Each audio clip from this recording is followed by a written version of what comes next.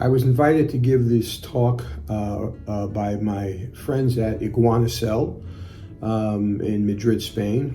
My name is Dr. Joseph Vitolo. Some of you may know me from the world of calligraphy or fountain pens or both. I came across Iguana online. I purchased this beautiful Tassia Miyabi Winter's Breath. This is not the Empress model, it's the Winter's Breath model. I'm a fan of extra fine Japanese nibs, in particular the Sailor extra fines. And it just so happens this is a collaboration between Tassia and Sailor, and this pen actually comes with a Sailor made extra fine nib. I absolutely just adore the pen. My love of fountain pens started back when I was a teenager. I was in Manhattan, and I walked past the store window. I forget the store now, but they had what was is the Mont Blanc 149. And so I instantly fell in love. But as an unemployed teenager, well, I was employed, but not making that much money. I went into the store to find out how I could buy the pen, and became very disheartened when I found out the price. And many years later, after it was in the middle of my dental school training in Philadelphia at the University of Pennsylvania, the thought of that Mont Blanc popped into my head.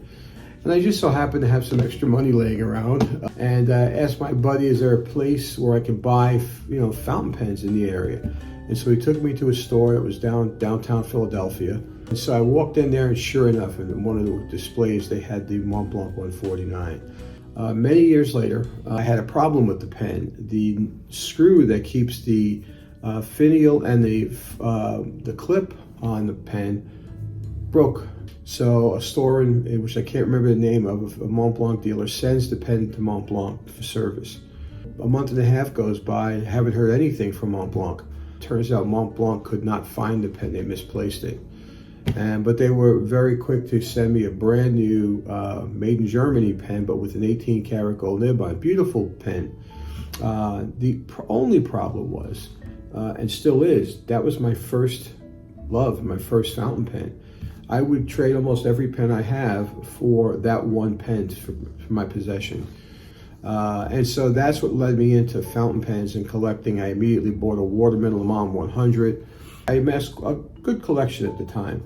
But because I felt like I was alone in this thing, and I sort of had other things I had to do, I sold the majority of that collection and was actually shocked at the prices some of it would bring. I mean, overall, I don't think I made my money back, but there were a few pens that were just outrageous, the offers I was getting for them.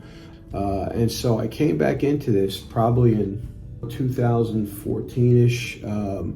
But something some of you may know about me, I am both a calligrapher as well as a pen collector and a penman. I also have my own namesake oblique pen holder, which is the traditional instrument that people would use for engrosser script. I prefer very rigid, almost like nail nibs. If I had one nib to take with me to a desert island with unlimited amounts of ink, it would be the Sailor 21 karat EF nib.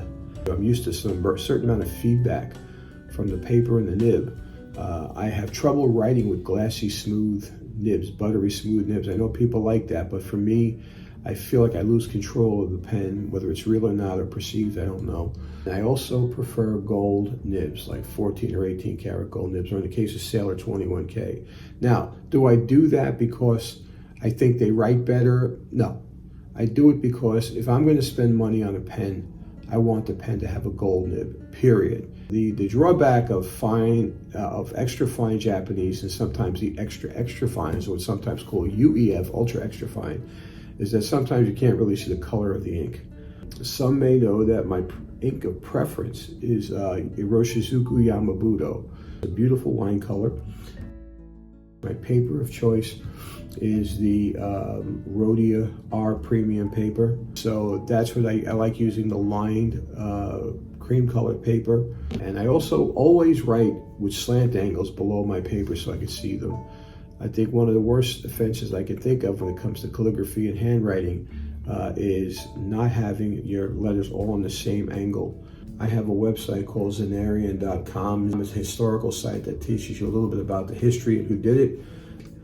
From my perspective, there's a lot online now. When I first got into calligraphy and penmanship, way back, there was almost nothing available. I spent many years promoting this and uncovering history of it.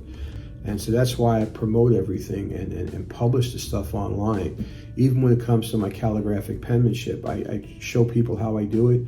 I've got videos online of how I do it, because I don't want there to be any secrets or people thinking it's magic.